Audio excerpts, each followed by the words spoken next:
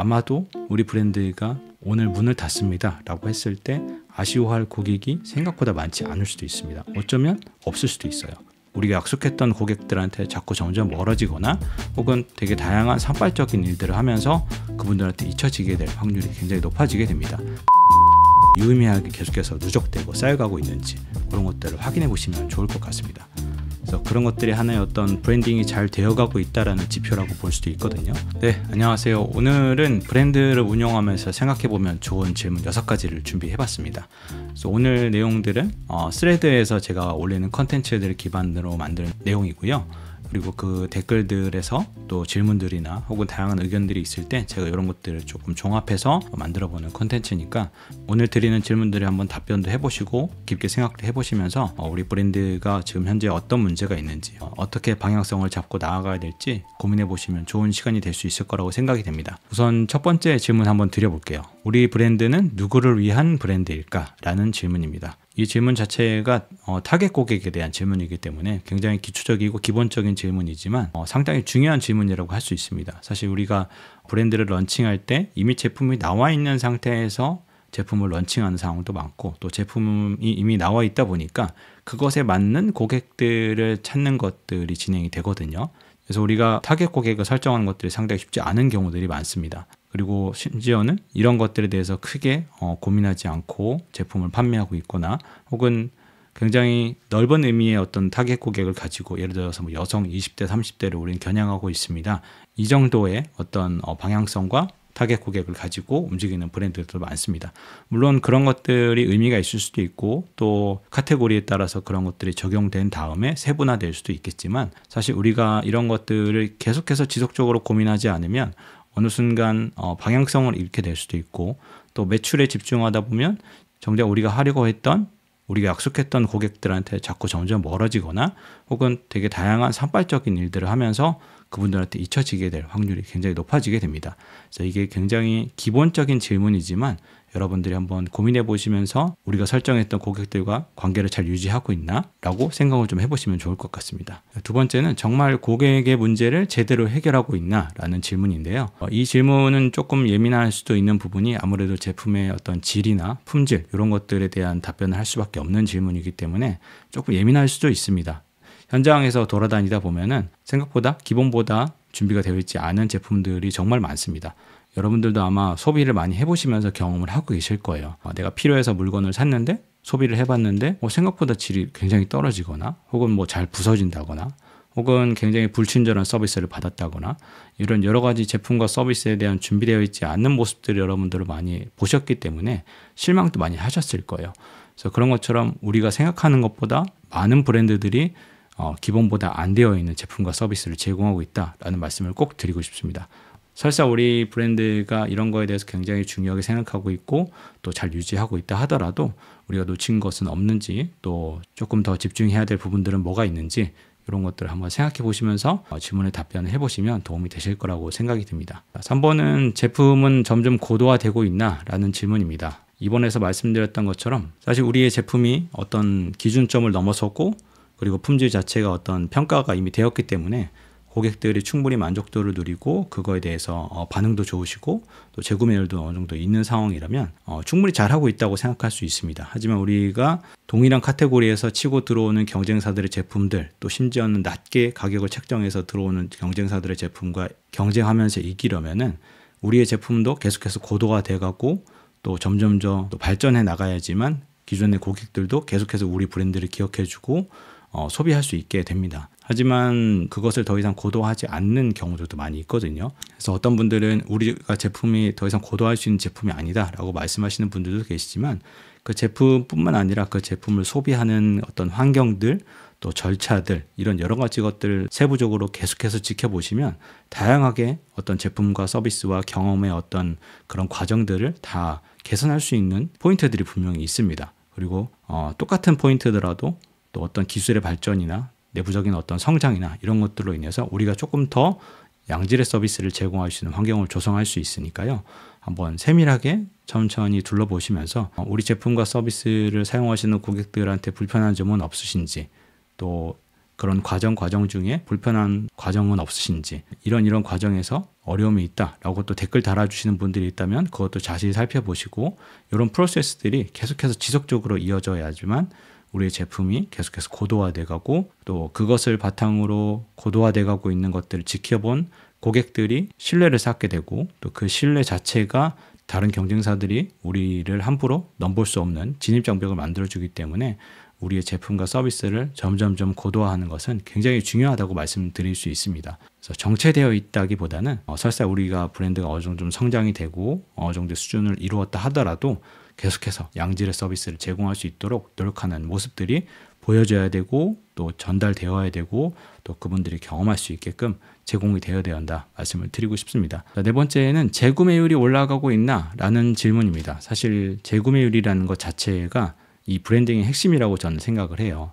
그래서 우리가 아무리 멋진 디자인, 멋진 로고와 어떤 브랜드 이미지적인 것들을 잘 준비를 했다 하더라도, 또 심지어는 좋은 제품과 서비스를 제공하고 있다 하더라도 우리가 재구매율이 올라가고 있고 탄탄한 팬층이 형성이 되고 그분들이 계속해서 우리 브랜드를 소비해주고 입소문 내주고 이런 활동들이 없으면 사실 우리가 어떤 특이점이 오는 순간 우리가 정체될 수밖에 없고 매출이 떨어질 수밖에 없는 구간이 올 수밖에 없잖아요. 그래서 그 구간에서 우리가 잘 살아남기 위해서라도 재구매율이 분명히 있어야 됨에도 불구하고 많은 브랜드들이 사실 이 부분을 놓치고 있는 경우들이 굉장히 많습니다. 계속해서 달리다 보니까 우리가 다음 달의 매출에 집중하다 보니까 기존의 고객들한테 우리가 신뢰를 계속해서 전달하고 그분들과 어떤 관계를 만들어가고 이러한 부분들이 결여되어 있어서 그 특이점이 올 때 우리가 더 이상 버틸 힘을 갖지 못하는 경우들이 많습니다. 그래서 이 재구매율이 너무나도 중요하기 때문에 지금 지표를 한번 확인해 보시면서 우리 브랜드가 지금까지 오는 과정 중에 물론 업앤다운이 좀 있겠지만 재구매율이 유의미하게 계속해서 누적되고 쌓여가고 있는지 그런 것들을 확인해 보시면 좋을 것 같습니다. 그래서 그런 것들이 하나의 어떤 브랜딩이 잘 되어가고 있다라는 지표라고 볼 수도 있거든요. 그래서 그런 것들을 꼭 확인해 보시면 좋을 것 같습니다. 자, 그리고 다섯 번째, 신규 고객 모집을 위한 비용이 줄어들고 있나? 이 부분도 4번과 마찬가지로 조금 비슷한 내용입니다. 사실 우리가 재구매율이 올라가면 당연하게 광고 비용도 좀 줄어들어야 되고요. 그리고 뭐 대외 선전비, 이런 신규 고객 모집을 위한 비용들이 계속 줄어들어야 됩니다. 물론 이게 신규 고객 모집을 위해서 당연히 유지돼야 되는 그런 비용들이 있겠지만, 이 내부적으로 테스트해보고 또 다양한 방법들을 통해서 우리가 기준치를 정해놓은 그 값이 있으실 거예요. 그 세팅 값에 따라서 그것을 유지를 하셔야 되겠지만 그 비용이 계속해서 늘어나고 있다면은 그건 어떻게 보면 문제가 있다고 생각할 수밖에 없거든요. 그래서 이 재구매율이 올라가는 것과 또 비용이 줄어드는 것, 요거의 어떤 선순환 구조가 우리 일련의 과정들에서 보여져야지만 우리 브랜드가 고객들한테 계속 사랑받고 있고 기억되고 있고 그분들이 우리의 하나의 팬덤으로서 충분한 역할을 해주시고 내부적으로 바이럴을 많이 해주시고 있구나, 이 브랜드 좋아요 한번 써보세요 라고 입소문을 많이 내주시고 있구나, 이렇게 생각하실 수 있습니다. 자, 아까 말씀드린 4번이랑 5번을 한번 연결지어서 생각을 해보시고요. 재구매율이 올라가고 있는지, 그리고 신규 고객 모집을 위한 비용이 줄어들고 있는지, 다른 비용들, 기타 여러 가지 비용들이 줄어들고 있는지 한번 생각을 해보시면 좋을 것 같습니다. 그래서 많은 업체들이 사실 신규 고객 모집에 혈안이 되어 있어요. 그 당연한 구조입니다. 사실 매출을 올려야 되고 제품을 판매해야 되기 때문에 그런 방식으로 계속 집중될 수밖에 없는 구조를 가지고 있긴 해요. 그러한 방향성이 잘못됐다라기보다는 결국에 우리가 1년의 시간이 지나감으로써 고객들이 계속 누적되고 쌓여가야지만 우리 브랜드가 생존율이 길어질 수밖에 없는데, 이 구조가 사실 신규 고객에게만 우리가 집중하면서 그분들에게만 투자하는 형식으로 굴러가서는 절대 이 기존의 고객들을 붙잡을 수가 없거든요. 그래서 이분들과 어떤 문화를 형성하고 이분들과 관계를 쌓아가고 있었어야지만 이분들이 계속해서 하나의 추종 세력으로서 우리한테 남아줄 수 있는데, 이미 많은 기간이 지났음에도 불구하고 매출이 많이 올라왔음에도 불구하고 계속해서 신규 고객 모집을 위한 활동만 하고 있다면 이거는 굉장히 좀 큰 리스크가 있다고 생각할 수밖에 없습니다. 그래서 4번과 5번을 같이 생각해 보시면서 기존에 우리 브랜드를 사랑해 주시고 소비해 주셨던 고객들한테 우리가 어떤 것들을 했는지, 쿠폰 발송이나 CRM을 통해서 메시지를 보낸다든지 이런 활동들은 제외하고요. 그런 것들은 전략적인 부분이니까 여러분들이 다 시기에 맞게끔 하시는 부분들이 있겠지만, 그거 이외에 그분들이 우리 브랜드를 기억하고 사용해야만 하는 이유, 재구매해야 되는 이유들을 정확하게 전달하셨는지, 그리고 기억하게끔 만들어 주셨는지, 이런 것들을 잘 고민해 보시면 좋을 것 같습니다. 자, 마지막으로 6번째인데요. 우리 브랜드가 사라지면 아쉬워할 고객이 있나? 요걸 한번 생각해 보시면 좋겠습니다. 사실 우리 브랜드를 운영을 하면서 너무 바쁘고 정신없고 또 다음 달 매출이 너무나도 중요하고 당장 쌓여있는 재고들이나 이런 다양한 또 비용들을 처리해야 되고 이런 것들이 많으실 텐데, 사실 우리가 너무 바쁘게 지내다 보면 매출이 올라가고 또 바쁜 상황에서 또 새로운 것들을 시도하고 더 많은 것들을 지출하고 이런 과정 중에 우리가 놓치는 것들이 사실 많이 있을 수밖에 없는 것 같아요.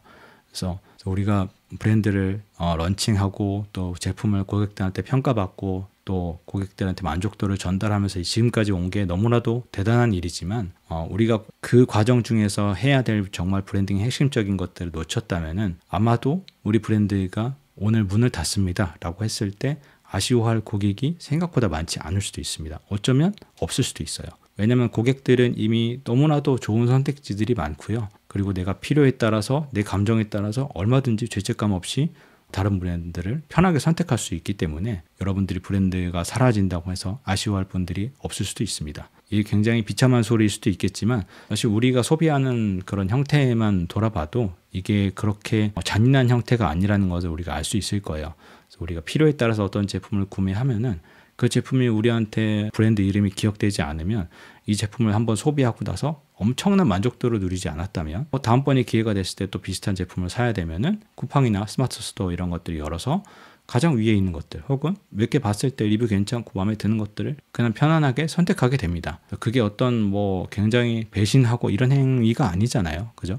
그냥 고객들은 내 편의에 의해서 내 생각에 의해서 다음 거를 선택하는 것 뿐이고 나한테 기억이 그렇게 많이 남지 않았었기 때문에 다음 선택을 하는 것 뿐입니다. 그래서 우리가 브랜드를 운영하면서 사실 고객들한테 계속 각인시키고 그분들로 하여금 우리 제품을 기억하게 하고 우리 브랜드로 하여금 같이 놀 수 있는 어떤 문화를 조성했었어야만 했는데 우리가 놓치는 경우들이 많습니다. 그래서 마지막 질문을 잘 생각해 보시면서 정말 우리 브랜드가 오늘 문을 닫습니다라고 했을 때 아쉬워할 고객이 얼마나 있을까? 라는 거를 좀 생각을 해보시면 아차 싶은 생각이 드실 수도 있고요. 제품들을 구매해 주시는 기존 고객분들한테 어떻게 하면 조금 더 많은 것들을 제공해 드릴 수 있을까?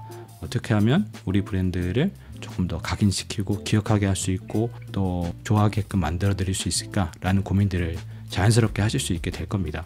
그래서 오늘 6가지 질문들 한번 잘 생각해 보시면 좋겠고요. 다시 한번 6가지 질문 정리를 해드리겠습니다. 첫 번째는 우리 브랜드는 누구를 위한 브랜드일까? 두 번째는 정말 고객의 문제를 제대로 해결하고 있나? 세 번째는 제품은 점점 고도화되고 있나? 네 번째는 재구매율이 올라가고 있나? 다섯 번째는 신규 고객 모집을 위한 비용이 줄어들고 있나? 여섯 번째는 우리 브랜드가 사라지면 아쉬워할 고객이 있나? 이렇게 6가지 질문 다시 한번 생각해 보시면서 천천히 우리 브랜드에 대한 어떤 전반적인 상황과 또 앞으로 나아갈 방향성을 한번 깊게 생각해 보시면 좋을 것 같습니다.